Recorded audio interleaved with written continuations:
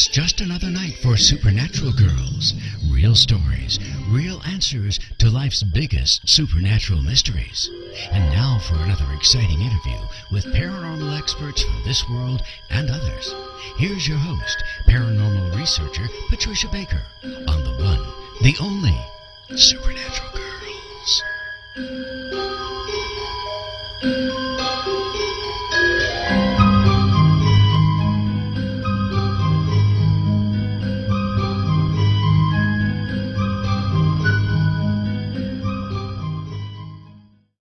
Welcome, everyone, to another very exciting episode of Supernatural Girlz Radio. I am your host, Patricia Baker, and I am here with my co-host all the way from Tucson, Patricia Kirkman.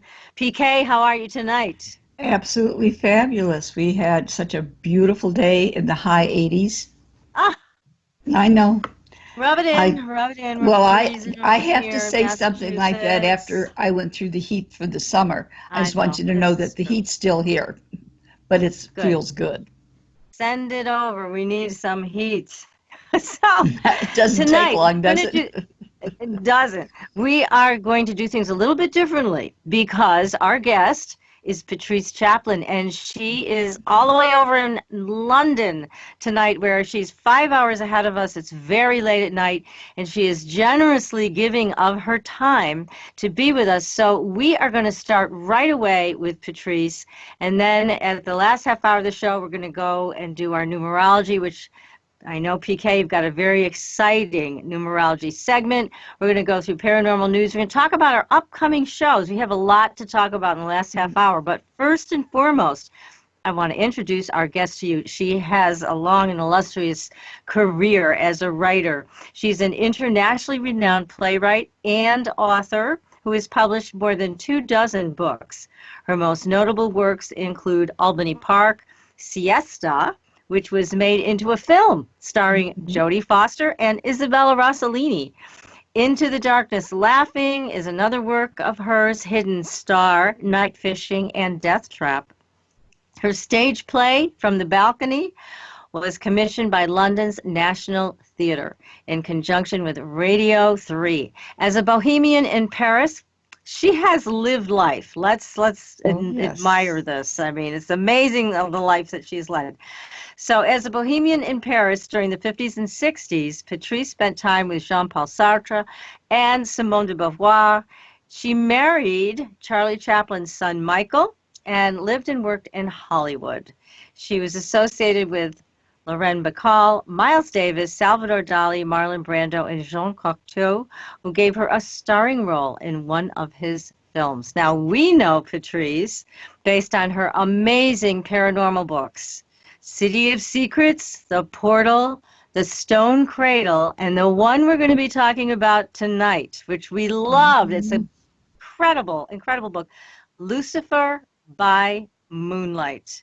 Now, Patrice has opened the door to entirely new and compelling elements of all kinds of mysteries, and we are going to hear about Lucifer tonight. So, Patrice, welcome to the show. Hello, I'm glad to be on it. Hi. Well, thanks so much for staying up so late to talk to our audience tonight about your new book, Lucifer by Moonlight. It's a wonderful, you call it a fable, but we know from talking to you off the air, this is a very powerful book. It's more than just a fable. This was a channeled book. So tell us, please, how you got started on the Lucifer topic. Something amazing happened to you with a healer. So let's start there. Right. Well, this is called the Summer of Lucifer. So they had a storm, Hurricane Lucifer, the heat wave, which was just mentioned by PK just then, was also called Lucifer. And to me, I felt that was quite normal. You've got to have a name for something here. So Lucifer was all right. I didn't think any more about it. And I went to the healer, Stephen Churoff, who's a psychic surgeon. So you go in there and you get surgery, psychic surgery. And for me, it was my knee. And I went back to him because he was really powerful. He doesn't spend long. He does it quickly, and he has a lot of clients because he works. And I went back to him. It must have been around, I think it was around April, sometime like that. And he said, just as he was going out of the door, he turned and he said, "You're going to have a visit from an angel within the next 2 days." So I was immediately terrified because I thought, that's it. I'm going to be passing over here. So I said, "Oh, what kind of angel?" So he said, "I don't know what kind. I'm only told the angel is going to visit you." And then he said, "You're not afraid of death, are you?" And I said, "Oh, no, no." I was terrified. So he said, "Well, just keep a lookout, and the angel is going to come. I'm told it's good." He went out the room. So I went home and I thought, well, it'll be at night. I'm probably going to have a terrible sort of vision, and that will be it. Maybe a bit of bodily pain, and I'll pass through, and that will be me in the next place. I was quite nervous, quite prepared in a way for what was going to happen. I'm sort of mediumistic, intuitive, so I thought, well, we've all got to go over there. So if I go with an angel, that's fine. I got through the night. I slept through the night. Next day, no sign of an angel. The following evening, I thought, well, this has got to be it. So I said some prayers. I went to bed. No angel. So I thought he was wrong. And so even people like Stephen get it wrong. He does wonderful things, but no angel here. And then I realized a bit later that I'd actually been writing about Lucifer. Because I'd finished the Stone Cradle, I was doing some interviews, and I wrote about Lucifer lying on the Stone Cradle. And I went into more stuff about Lucifer. And it kind of carried on at quite a pace. And I did 13,000 words. And it was, I would say, it was sort of focused and automatic, but I had some choice over what I wrote. And the kind of feeling of channeling, I've never done it before, never, was that it rose higher so I could remember it later. And it, oh, should I change that name? Should I do something with that? And then it went deeper so that my hands sped over the paper. I write with a pen. And I realized afterwards that I don't remember anything about it. Incredible. And so someone said to me, like today, and what they have done, they said, "When did you write it?" And I thought I wrote it like in July or something, but it was much earlier than that. Oh. It's just an incredible adventure that you had with this. And as you mentioned before when we were off the air too, you had no memory of even channeling this and writing it. And I got to tell you that when PK and I read this, there's something about it, Patrice, where it changes you. I mean, it's a transformative work. I don't know if you've heard that from other people who've read it, but it really feels like you've hit some spark in that book that gets inside your head and your heart, and it just changes things. I don't know how else to describe it. I think it is transformative. Yes, that's what I feel about it. I feel that the story needed to be told. I felt it showed another aspect of what some people think is the devil, other people think it's a light bearer, but we can talk about that, I guess, a bit later when you ask those questions. But I feel that this story, it had something about David Bowie about it. It had various artists that had passed over, like Lucian Freud, people who go right to the edge. And even the street boys in London, you know, they go to the edge too. But I mean, I'd say even, especially people who are charismatic and not frightened. They have no fear. They go with it. And I feel that this is a sort of Luciferic time that people are doing this now. Yes, because again, I think Lucifer, the name Lucifer, has been corrupted through the centuries and abused and misused by religion to try to demonize him. And we know the story, but still, it feels like there is so much more to the Lucifer entity as an archangel. And yet, you mentioned that people in Spain actually claim to have seen him, that know him. Tell us more about that. Yes, well,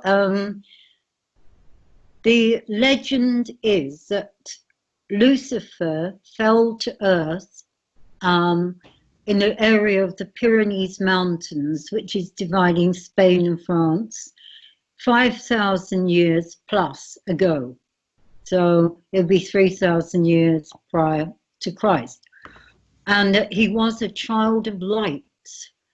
And he was laying on a stone cradle, which was a stone that rocked. And it had various qualities and also nutrients in the cradle, which sustained this being. And also said a woman from the east came to tend to him. It was said that he was he came here to walk the earth for man to evolve, to lift him up to the etheric plane. Now, I suppose people if you go back 5,000 years, they would be speaking, they'd be making sounds. I don't know very much about what people were doing 5,000 years ago. I can see the remains in the area of the stone cradle, and there are dolmens, standing stones. There are all things going back a long, long way. So, and there were those figures with long heads that were around at that time too, who did cave paintings. They go back a long way. But did they speak? I have no idea. Lucifer came and gave language. He gave evolvement. He brought them the etheric plane, healing. He was around when the time of the first pyramid. He was there when that was being built. He had a definite link with Seshat, who was the goddess of writing, measuring. She could measure pyramids, and the other thing, she was psychic. And he brought a link between her and the area of the Stone Cradle, which is in Catalonia, just north of Girona and just below the Pyrenees Mountains. And people have gone over the years to look for traces of Lucifer, especially, notably, Otto Rahn, who was the German Grail writer in the 30s. He went down there and he knew about the stone, and he thought it was probably the third eye of Lucifer that had fallen onto the mountains. But in fact, it was this very old cradle stone, which was probably one of the oldest stones on the planet. And in fact, it was a meteorite. It wasn't an existing stone as part of our planet. You know, and again, people should get your other book, The Stone Cradle, to read more about your adventures with that, because that's another powerful book. But I think true literature does change who you are. And this is what this book does, Lucifer by Moonlight. I can't recommend it highly enough, because just reading this book is going to change you in your life. I guarantee it. And I also want to say to you that your illustrator, there's the most amazing little illustrations in this book.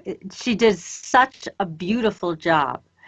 So we need to thank her for the work that she did. This is Scott Miller, and she's an artist, very well known over here. And it's the first time she's ever illustrated anything. So it's great. I love the little red punky hair she gave Lucifer. So cute.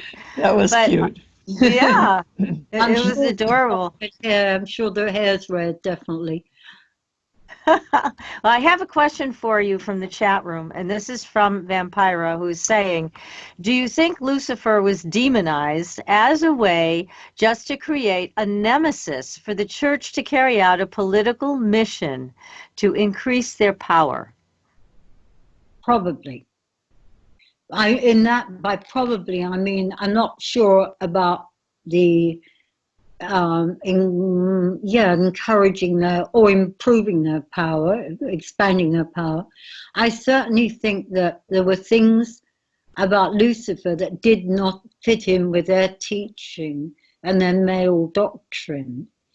But they've never said actually in the Bible, as far as I've been told by priests, that Lucifer is mentioned as the Antichrist or Satan or the devil. He's called the being of the light bringer. Exactly. And there's only one mention of him, too, from what I heard in the King James Bible. Yeah. Mm-hmm. But I think that what it is that they can't accept this being which defied God, because after all, according to what we know, what we're told, Lucifer was the archangel, the favorite of God. He sat at the high table, and he was disobedient, restless, wanted free will, and he gave the beings there a choice. He said, think for yourselves, here's free will, go to the edge.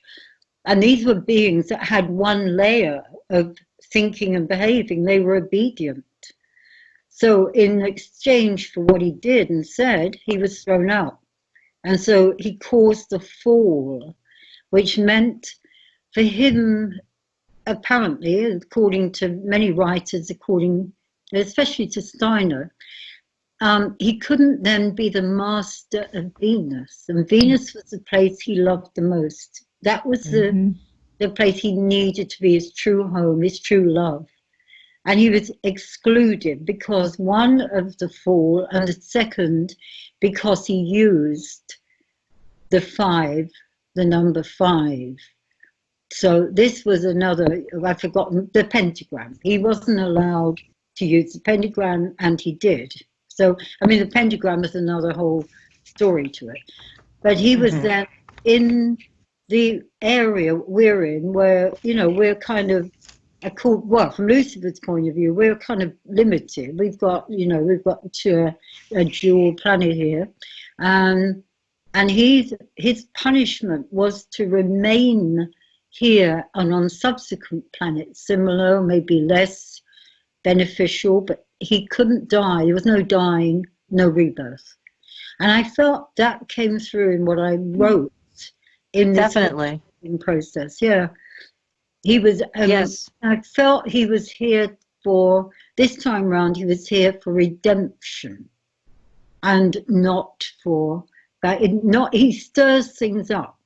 Like if you think of that Catalonia was where he came, where he landed, and we think now what is happening in Catalonia today, and it's big fight with Madrid because they want independence. They don't want law according to man-made law that other people, they want their own.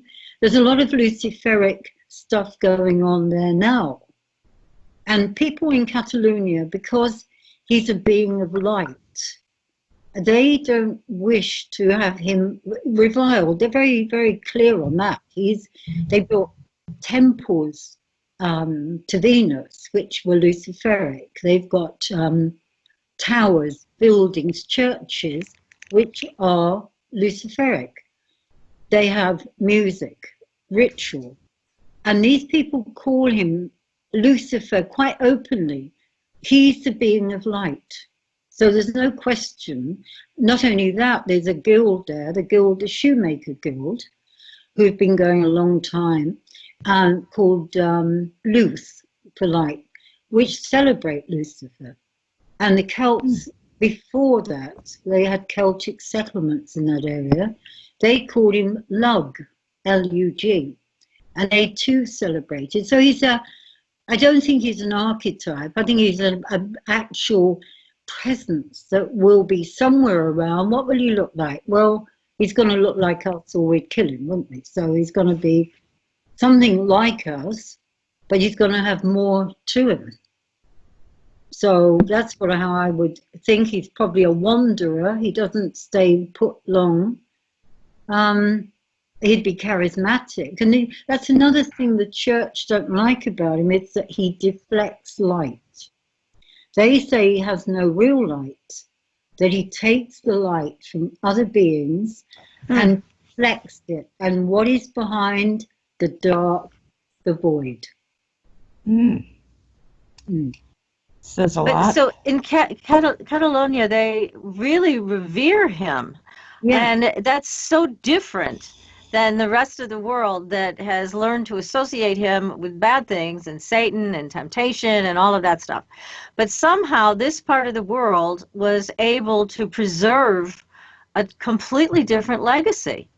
How did that happen? Absolutely. Yeah. And they have a society which protects the Stone Cradle area, where there are many entities and elementals.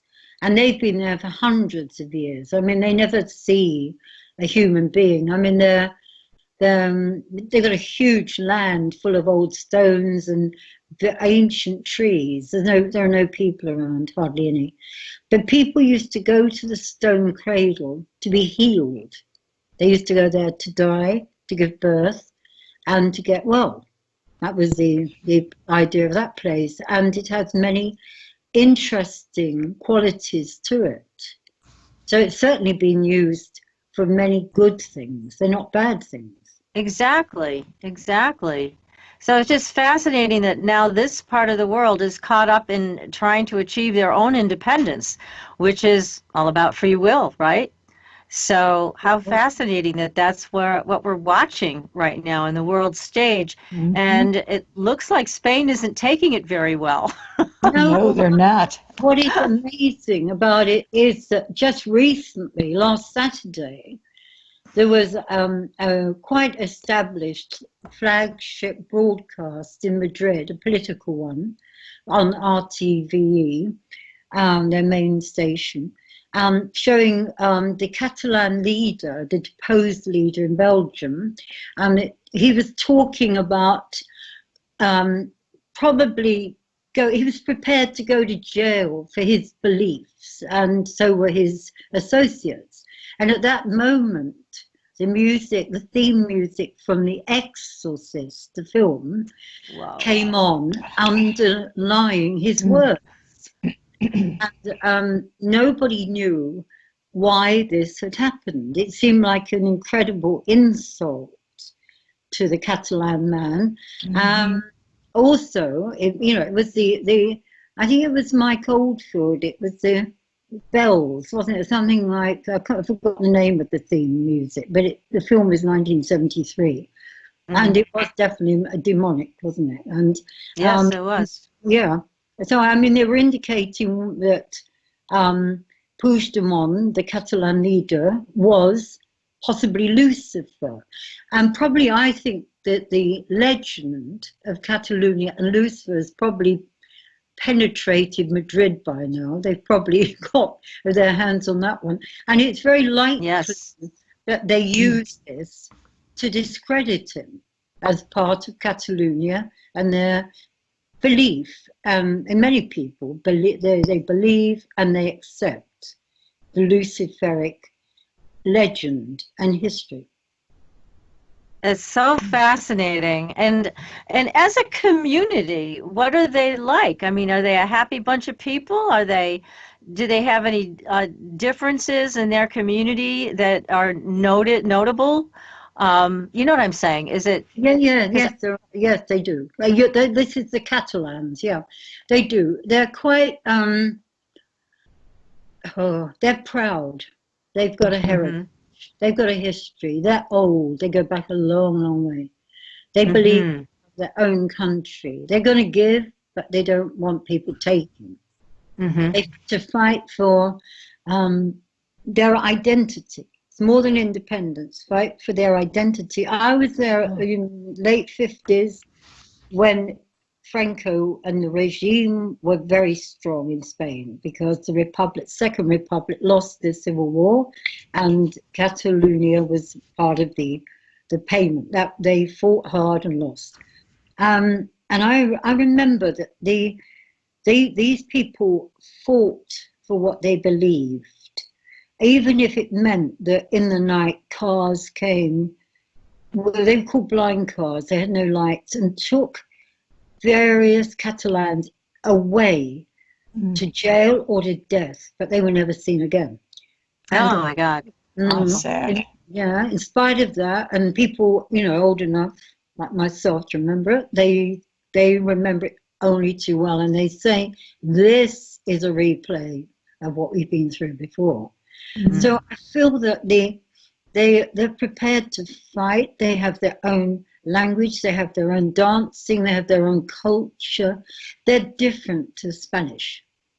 There's no question about it. And the Spanish in turn feel about the Catalans that they're arrogant, that they're too rich. Because they work hard, but also the land is lustrous. They've had it very well with that countryside. There's no question. And also the Catalans are mystical. They've got a mystical side which comes from... Oh, yeah, definitely. From all the history that they've had, I mean, they've had, going back, the Phoenicians, they've had the Greeks, they've had the Romans. Mary Magdalene was supposed to be there. The Jews were certainly there. The Kabbalists were there. Charlemagne was there. And with the question of the Kabbalists, it was a lot of the main tenets of Kabbalah were founded actually in Girona, which is called the Mother of Israel. And the thing with some of the experiments they conducted were mystical, going into amazing layers far from the levels they went to, meant that some of them didn't return alive, or didn't return, or returned ill, not well in their minds. Only one came back, apparently, with a story that he could write and recount. And when the expulsion came, the Jews were given a choice to convert. So a lot of the Catalans have Jewish blood. Okay. Don't remember, of course they don't remember. And it wasn't talked about. The whole area was covered up for expulsion. So it was only opened in 1972. And I was there at the time of the opening of that Kabbalah Center.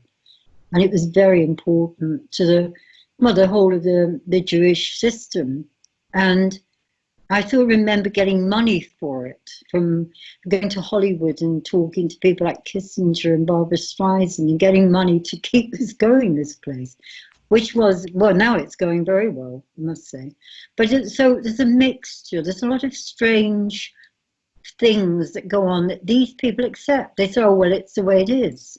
This is how it is. We don't... Yeah, it sounds like a very mystical part of the world, and in the way that they've embraced Lucifer being the morning star and being an archangel. I mean, it's a very different way, I think, of looking at not just Lucifer, but looking at the world. And that's why I wondered how they were as a community, but you answered that very well, so that now I think we have a picture of who these people are, and they're to be commended for standing by their principles. That's for sure.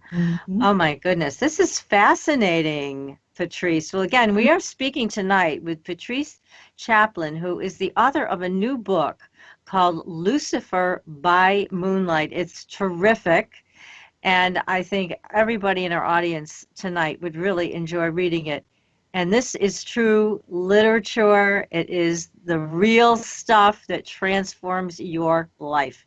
So don't hesitate to get this book. It's available on Amazon.com, and it is really, really special. So we're going to continue our conversation with Patrice right after our very short commercial break. We've got Patrice with us for one more half hour. We've got a lot of questions to get to in the chat room, so stay with us, everybody. You are listening to Supernatural Girlz Radio. We'll be right back. Welcome back, everyone, to Supernatural Girlz Radio. I'm your host, Patricia Baker, here with my co-host, PK, and our guest. We're so honored to have her on the show with us tonight, Patrice Chaplin. We're talking about her new book, Lucifer by Moonlight. You want to be transformed? Get a copy of that book and read it. It will change you. I guarantee it.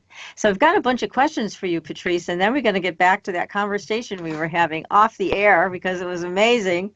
But here's a question from Henry saying, did Lucifer encourage others to follow him, or did he go about his own business? I never understand what his agenda on earth was. No, he didn't. As far as I know, he did not encourage our following. His business on earth was to help people to be evolved, to help them to heal, to lift up their spiritual side, which obviously was not too existent at that time, to help with the building of the pyramid, and to go from a dual universe when he was used to a much wider story. I haven't heard of anything where he's had followers. He's always a solitary being amongst people, but the sightings of possible Lucifer never have anybody else around, except, of course, he had people who were drawn in by his charisma. But I think, too, that he was male, female. That's another side that people, they said he wasn't limited. I mean, he wasn't an alpha male. He was had a female side. So it would be not androgynous, but would be someone who'd have two sides to him. Mm-hmm. Well, that would make sense coming from Venus. There was a feminine influence that he would have that side of him quite developed. Here's another question. This is from Brian Gresham. He wants to know, did God ever show mercy on Lucifer? Well, as far as I'm told by people who would know more than I do, that would mean the society that look after the Stone Cradle and these journeys to Venus and other places, that he was given, like a prison sentence, I suppose, a time. He was given a time to live out the whole business of his disobeying the law, and that was it. So the time that was spent is being here, as we said earlier, here and other places, but certainly not in the place that he would most like to be master of, and that is Venus. That's where he longs for, apparently. And I know that psychics can reach this story. Powerful psychics can, yeah. Yes. Now, we had an interesting conversation off the air that we've got to bring to our audience, because I think you could have knocked me over with a feather, and you too, PK, because the question was that we were talking about off the air, has anybody seen Lucifer? And you said yes. So we got to go there. Tell us about your experience and other people's experience in seeing Lucifer. Right. Now, I can't say that what I saw was Lucifer, but I can only say that other people made the assumption, or some people had the definite certainty that this was the case. And all the visitations happened in a short period of time, about a month. And it must be about 3 or 4 years ago. And it was in Paris, in the church of Saint-Germain, which is it's a big church. It's an old church. It's right in the center of the old part there. And it's big, it was full of tourists, which would be normal. There always are visitors, people who come in from work because they go and take mass there. And I was quite near the altar with a friend, And I was suddenly aware of this absolutely beautiful figure in front of me, but maybe 3 rows in front. And it was a male. He turned round. He had quite long blonde hair. He looked as though he'd been to the sea. He had the kind of beautiful skin. I thought he was a movie star, it's got to be. And then I realized he was wearing a kind of white tunic, and that he had these brown naked legs, very, very beautiful legs, and no shoes. There was nothing on his feet except some anklets of some kind. And he walked through the crowd. I turned round and I saw him walking just smoothly, effortlessly through the crowd, and no one noticed him. And I thought, that's strange. And he went straight towards the exit, and I followed him right to the exit. I thought, how is he going to go out without shoes? Has he left his shoes with the beggars outside? What's happened here? He didn't go outside. He suddenly pinged out like a lamp. He was gone. And I thought, where is he? Is he gone? Is he strange in prayers? Is he on the floor in prayers? Is he gone down the side room? Is he behind a statue? And I said to my friend, did you see him? And she didn't. She said, no. But I noticed there was this smell of perfume, very kind of strange, beautiful perfume for just a moment. When I crossed the road to the De Magot Cafe, I mentioned it. I might not have mentioned it just then, but I mentioned it at some point, and the waiter said, oh, that's Lucifer. Oh, and I said, Lucifer, and he said, of course, why wouldn't he go in there? He was an archangel at the high point. He would go in there. And the altar was in fact made of stone from the Pyrenees, which is where the cradle is. Anyway, then I saw on Facebook and accounts from other people that they were questioning, have you seen this beautiful figure around the church of Saint-Germain? It's a boy who's absolutely extraordinary, like no one else, very beautiful. Has anyone else seen him? People asking this, maybe 5 or 6. And then people who were writers visiting Paris, from America actually, and asked, this figure was in Saint-Germain, different times of the day. Have you, do you know who he is? Is it a movie star? Who could it, be? And no one had much to say about it, except one writer did. She felt that he was a spirit, from beyond death.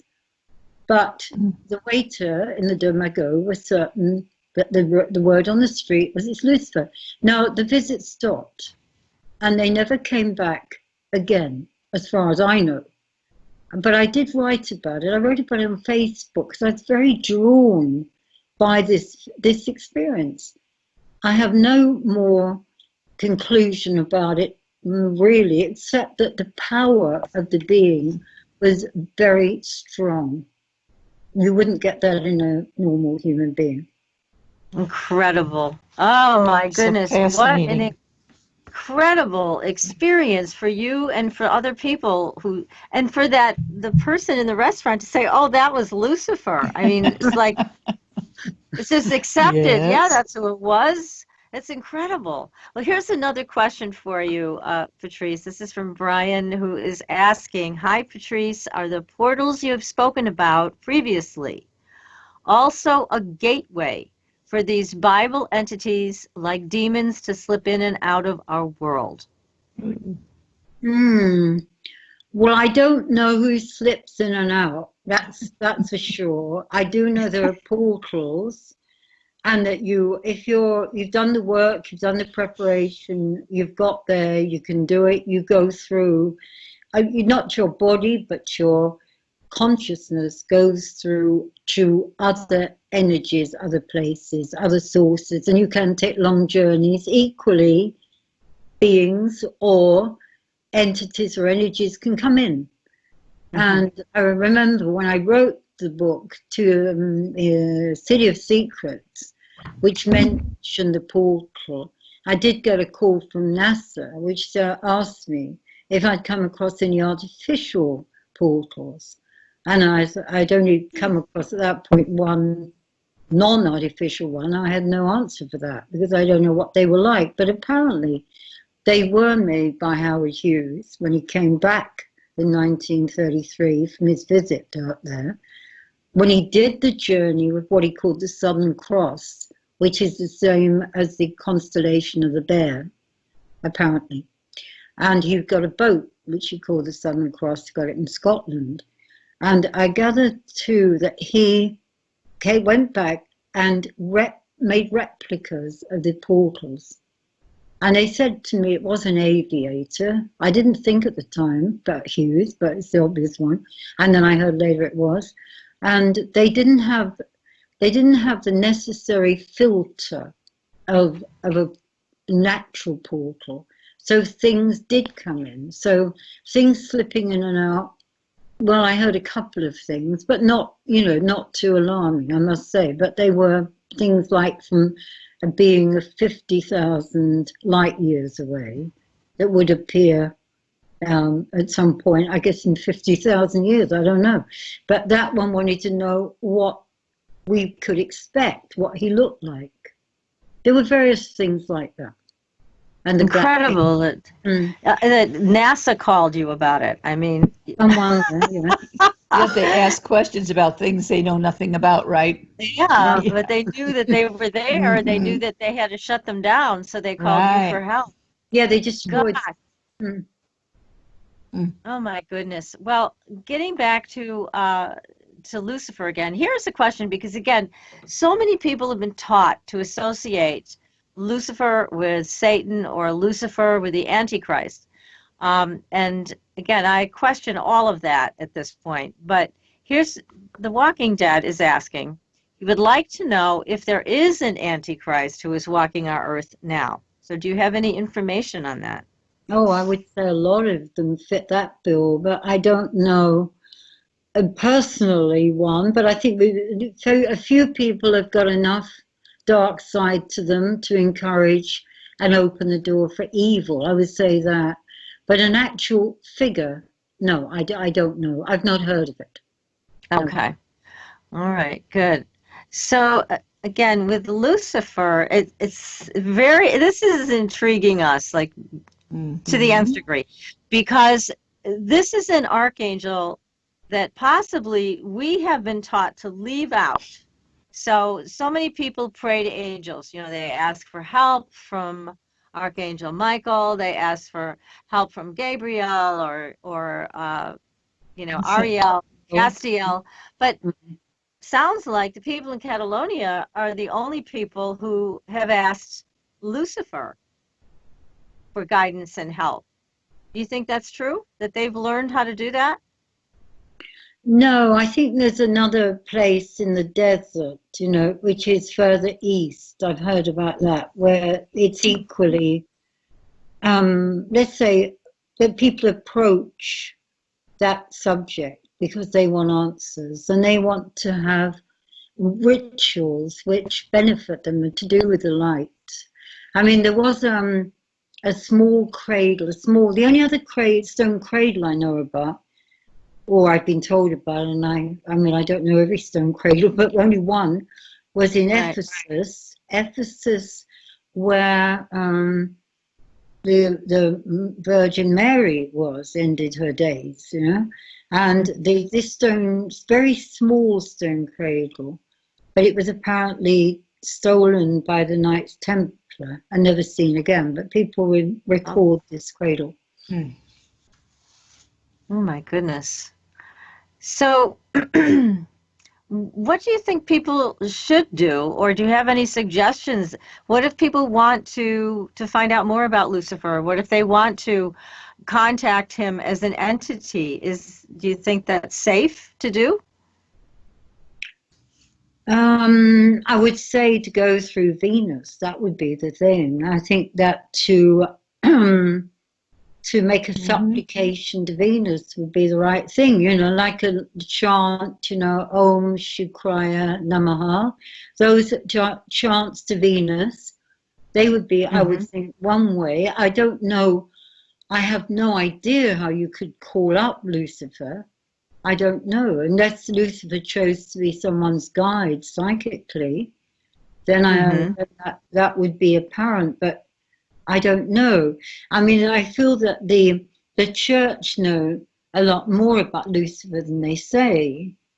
And I feel too that, you know, in the US, I mean, there's in Arizona, there's that observatory, you know, with a huge telescope sort of far pointing at Venus, which is called Lucifer. And apparently the ground that holds that observatory and all the ground around is owned by the Vatican. And there's a lot of things. That's true. Yeah. Mm-hmm. There's a lot of things like that where the Vatican and Luciferic presence comes together. I mean, I haven't yet met a priest that said Lucifer's okay. It's kind of like if you're going into spirit prayers or reverence, you would go to Jesus or to God, you know. But Lucifer's seen, as I think I said before, as people who are against Lucifer say he deflects stolen light that is not his own. That's the main. Behind him is the void. What is in the void? Well, we don't know. And the other side is that he's paying a penance for disobedience. And I do feel there is a similarity with what's going on in Catalonia now to some degree. And that is that they don't want man-made law. They are above that. They have a spiritual connotation now. They're above man-made law of Madrid. I do feel that very strongly. It's very hard for them to take that when they've got another birthright. But I know this is never going to be accepted. I'm sure that it's all going to be knitted together one way or another because of the money. So we're never going to see it change radically, I don't think. Yes, exactly. Now, here is a question from Conti who wants to know, have you ever spoken to Lucifer? No. He's kind of spoken to you through this book, though, right? Exactly. I was going to say that. In some ways, I think I would know his voice as a modern day person or even an older person. I would know his intentions. I don't think his intentions are bad. I think not being able to pass into sleep and to die and be reborn is a hard one. I think that I got that sense really very much so when I was writing it, in a different way to what I would if I was thinking about being here forever. You know, it would be like, well, just give me a handful of pills and I'd take half an hour's sleep here. You know, it would be too much for the whole journey, the whole trip. But I'm sure that there's redemption for everybody.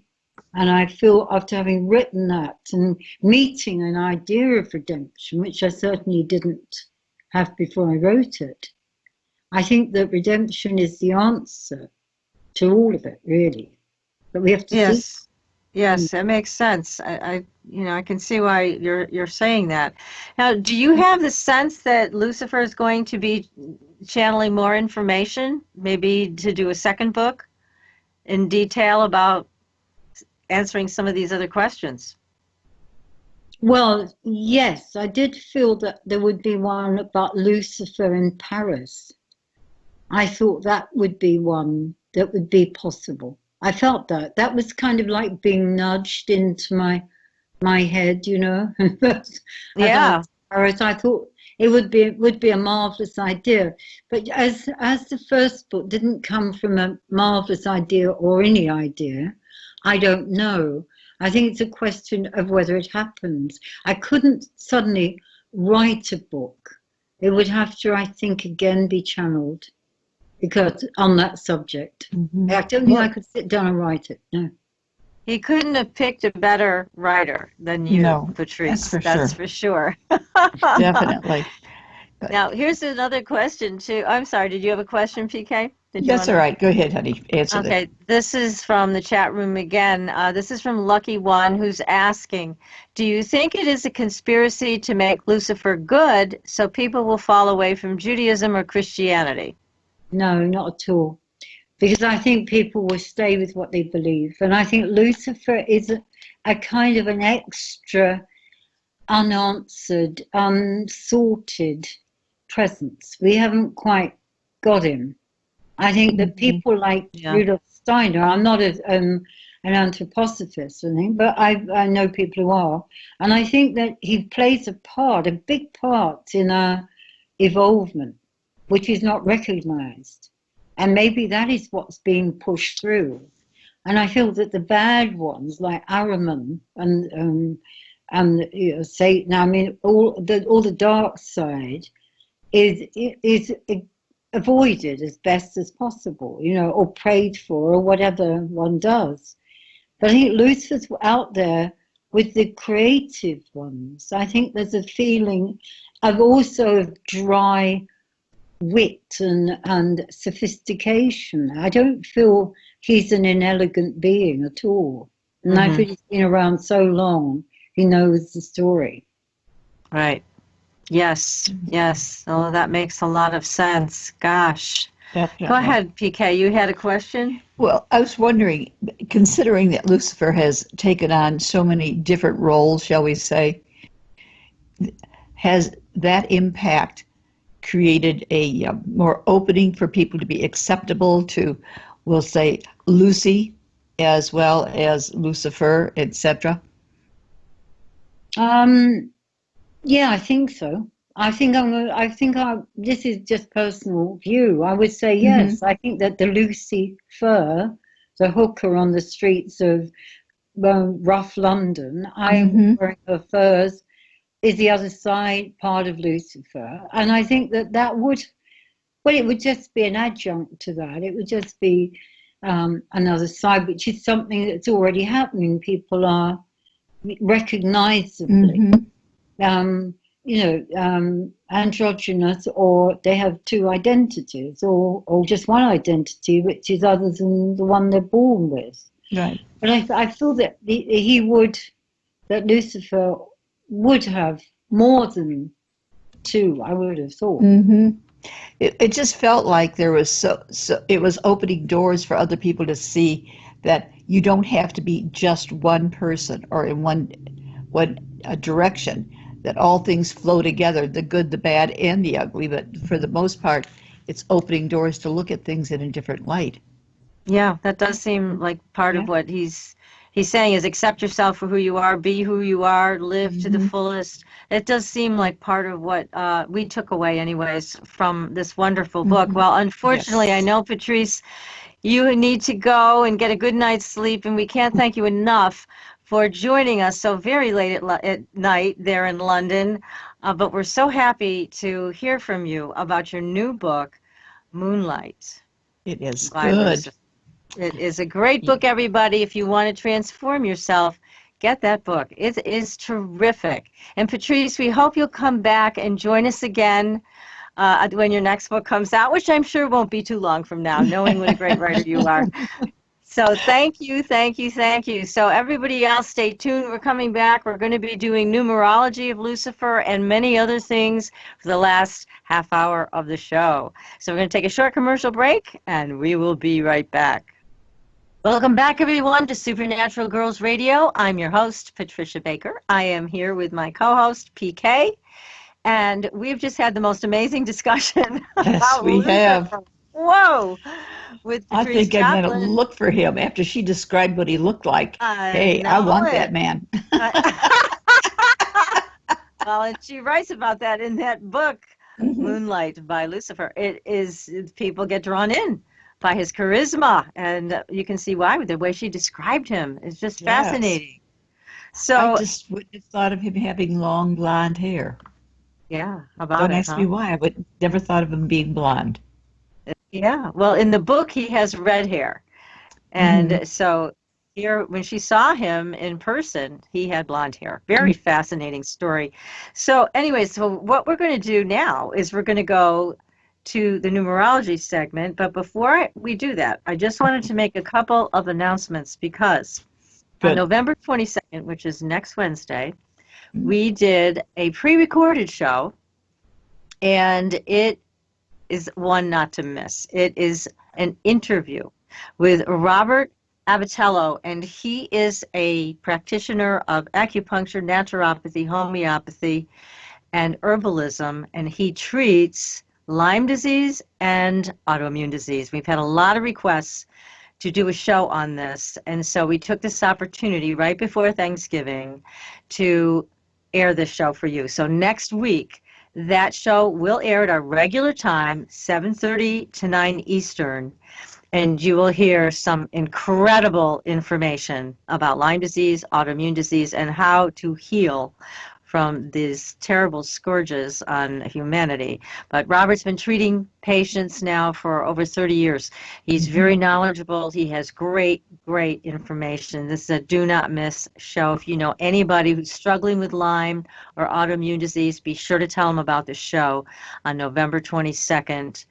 Then the week after, we've got our buddy Nick Redfern coming in. Right. That'd be good. Now, Nick is going to join us, and oh my God, what are we going to talk about with Nick? Men in Black, Black-Eyed Kids, Shadow People, Cryptids, Hellhounds, one of my favorites, and that is going to be another great show. So that'll be the week after. That'll be live, and we can't wait to have Nick on the show. He was supposed to be with us about a month ago, but he got terribly sick, lost his voice, but he's back on track now. He is really anxious to come and talk to our audience about the latest Mothman sightings and everything else that's going on in the world today, all of the crazy stuff that we love. So he'll be on then, and let's talk about Lucifer. Talk about those numbers. What did you find? Well, you know, it was kind of funny because I was looking at Lucifer, and since he has no last name, I'd have to deal with only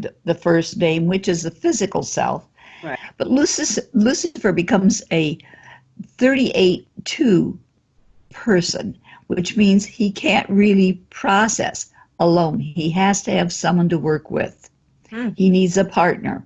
And if you think about it, all that he does, the good, the bad, the ugly, cannot be done without someone with him. And I never thought about that before. Isn't that interesting? Oh my goodness. And wow. the fact, and he represents the first vowel, first consonant of the name becomes a 6, which means he's a perfectionist at what he does. So he wants whatever he does to be perfect, but he can't truly do it alone. So he has to have someone to look up to him, play with, or what have you. But a very interesting soul. But the 38-2 means that he's got to be very creative, but he has to be in charge of the partnership. So I just thought that was a little interesting to see how the little devil does it. And we're talking about it today, which is a 9-day, which is a day of ending old things, making way for new to take place. But it's a 15-9, so it's about the independence and making major changes of how we look at things. Oh, so I thought this was a little interesting here to see how it fits together. Yes, well, and you know, it's so interesting to me, the timeliness of this, and you see Patrice's book that just came out, and then you also, I know you said you've also seen Lucifer, the television show, and as we were talking about, it's a hit show. It's a great show, very terrific acting, good scripts, but the personality of Lucifer in the television show is very similar to the personality that Patrice wrote about. Book. Yeah, in the book. Yeah, it's fascinating how that gentleness and yet the firmness of what takes place.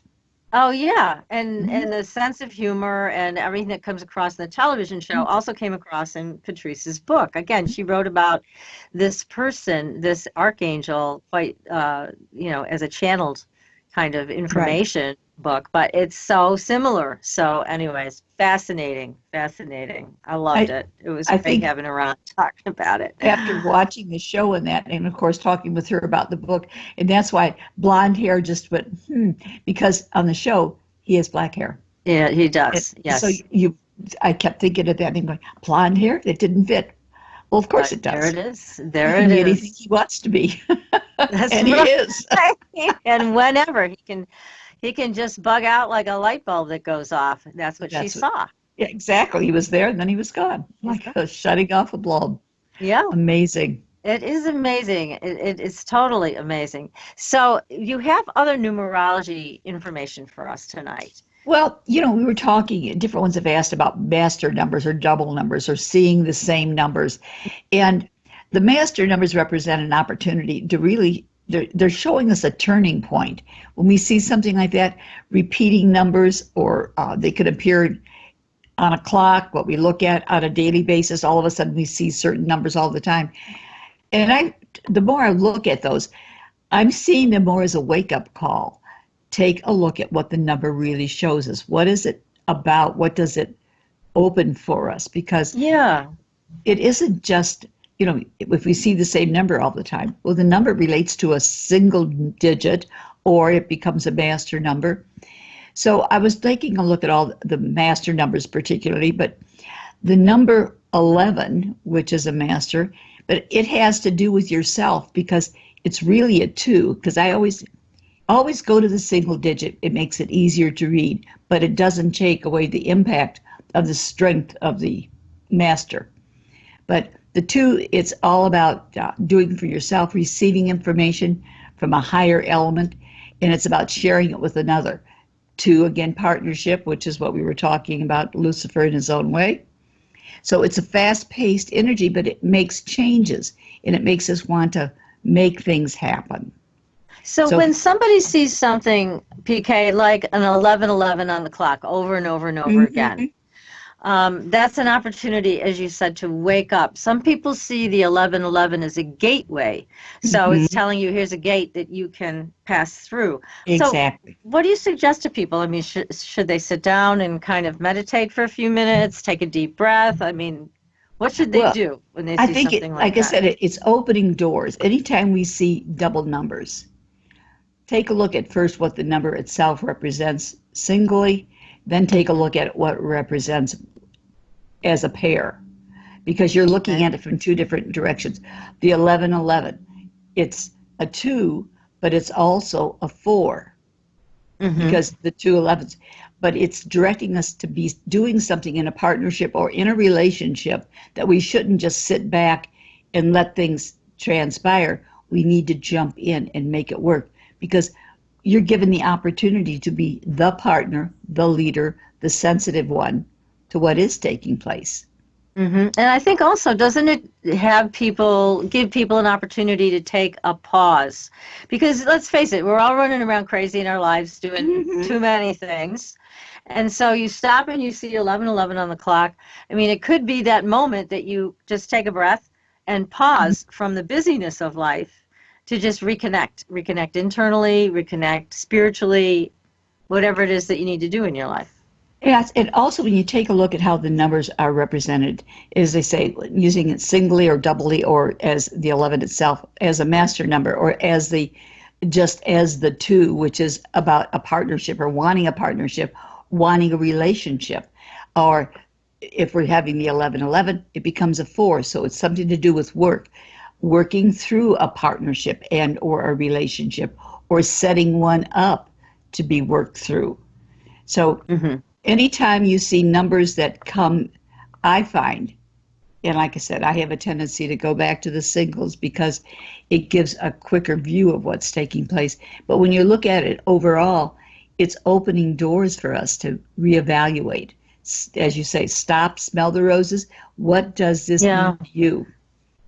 People that find we'll say the 11:11 or the 22 or the 22:4, that's about the details, and that's about building a stronger energy, about working through some things.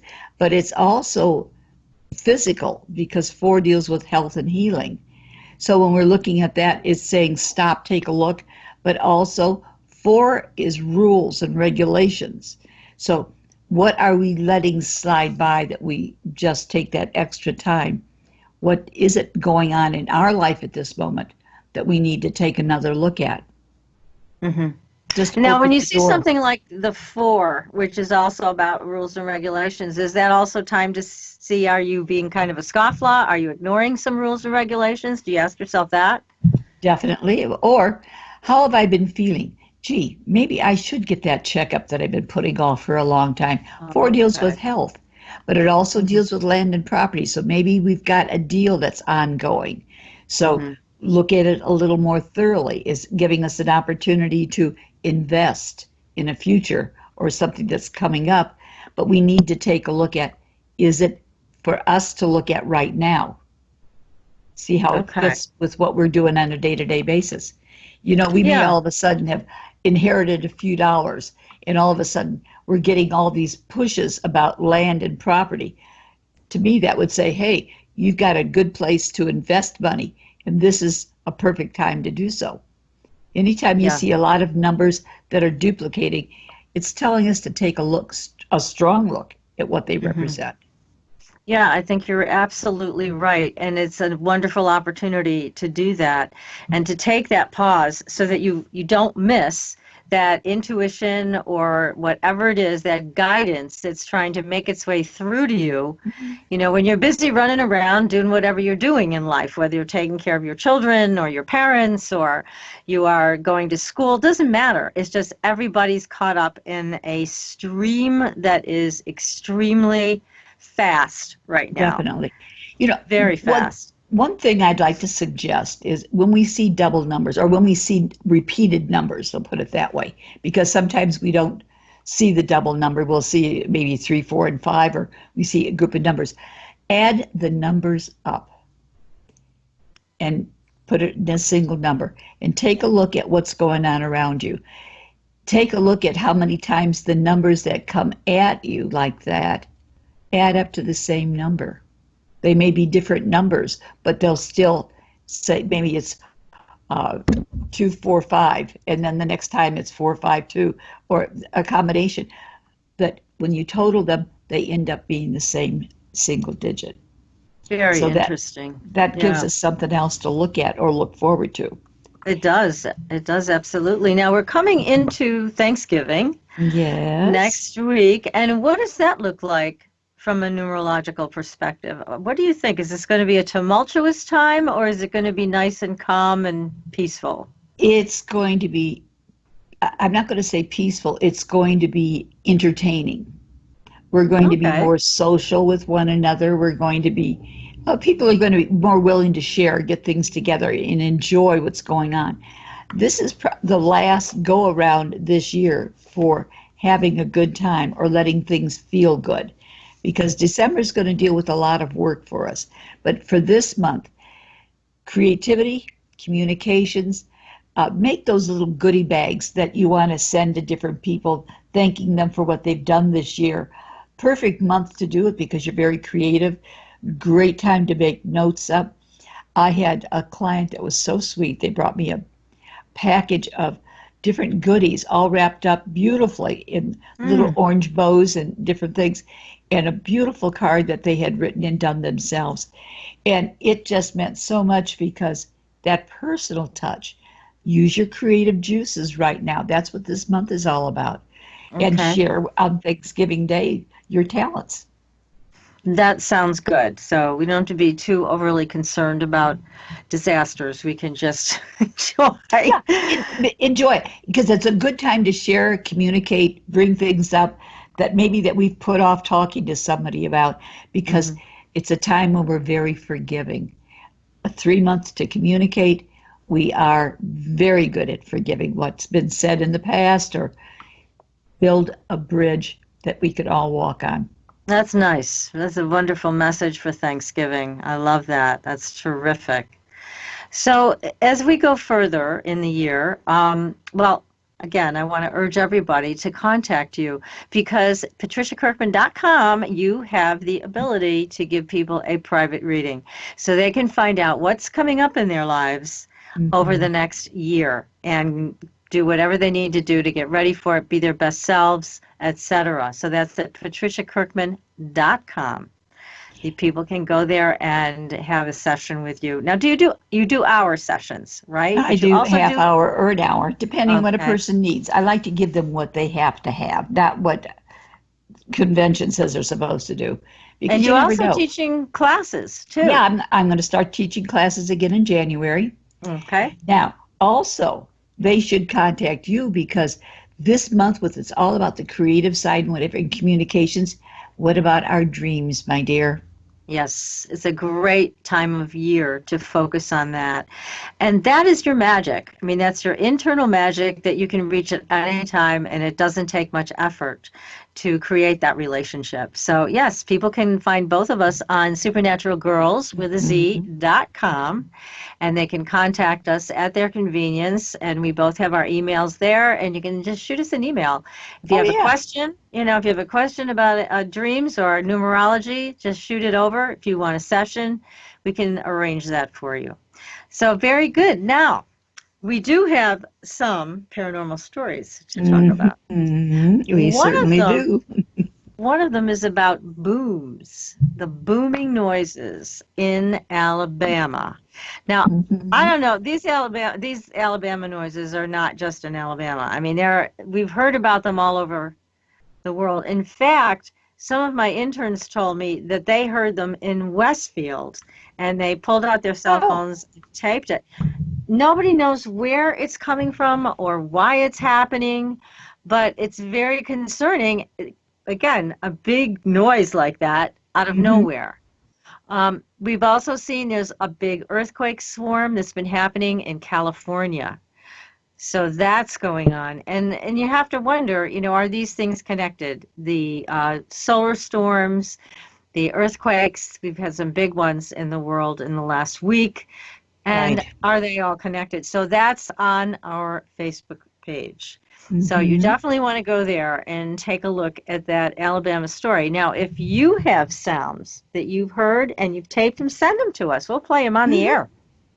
Tell us what you think they are.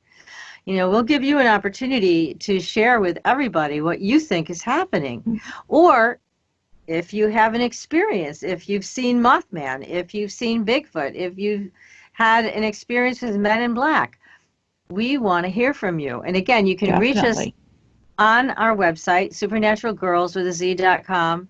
You can also reach us on the Supernatural Girls Facebook page. So you can leave comments or questions there, but if you've got a story to tell, we would like to hear from you about it. So don't be afraid to share them with us. This is where paranormal is normal. We want to hear your story. So there's some great stories out there, and don't let them be untold. I just heard a story from Bob Luca, one of our dear friends, who told us about a truck driver who was abducted along with his 18-wheeler, which is an amazing story. And unfortunately, the story didn't get out very much, but it had some real evidence associated with it because, truckers have a way that the mileage is counted on their trucks when they're traveling.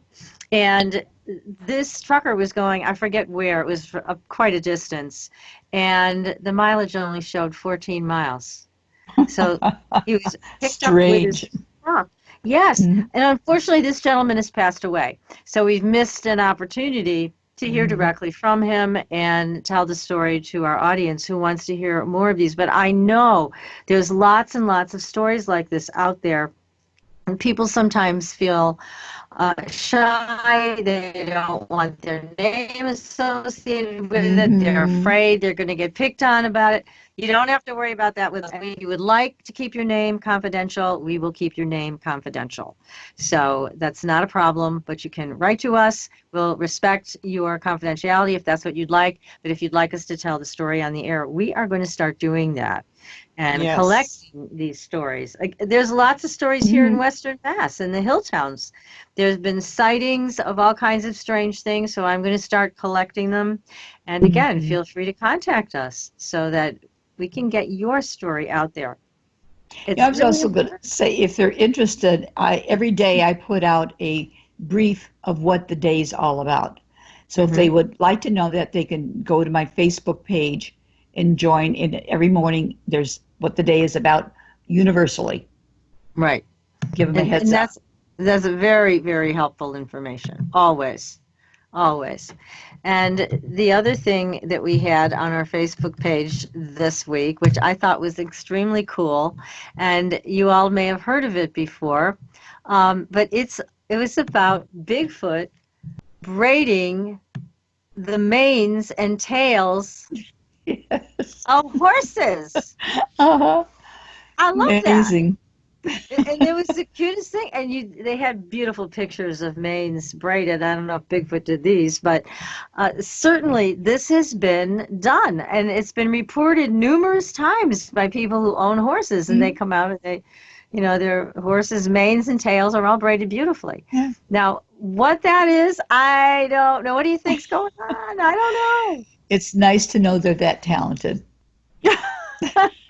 They apparently like horses, and they like braiding their. I mean, look at the hairdressers for horses. I don't know. I think it's so cute.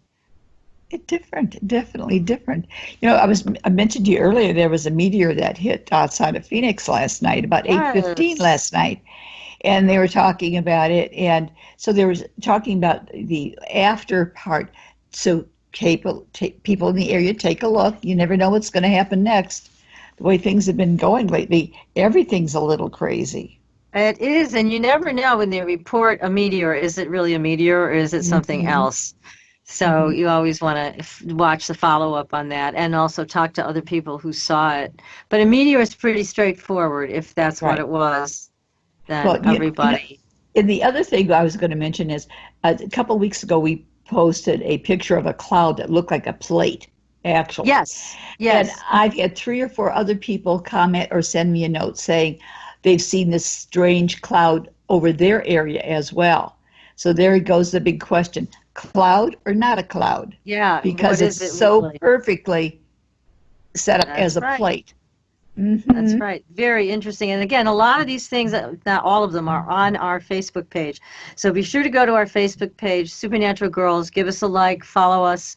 Follow us on Twitter, and also go to the real zombie plague. If you want to know more about autoimmune disease, Lyme disease, etc., the real zombie plague, follow us there as well. We're going to be doing more to provide you with the right information so that any of you who have this can get well. So in the meantime, we will, we'll see you kind of next week. More or less. In our pre-recorded show with Robert Abatello. Right. And so please tune in. You will learn a lot from Robert and our wonderful show about autoimmune disease and Lyme. So be sure to join us then. And then until then, we'll see you on the Blue Highway. Good night, everybody. Good night. Happy Thanksgiving. Definitely. Too much turkey will make you sleep. Sleep well. Tryptophan.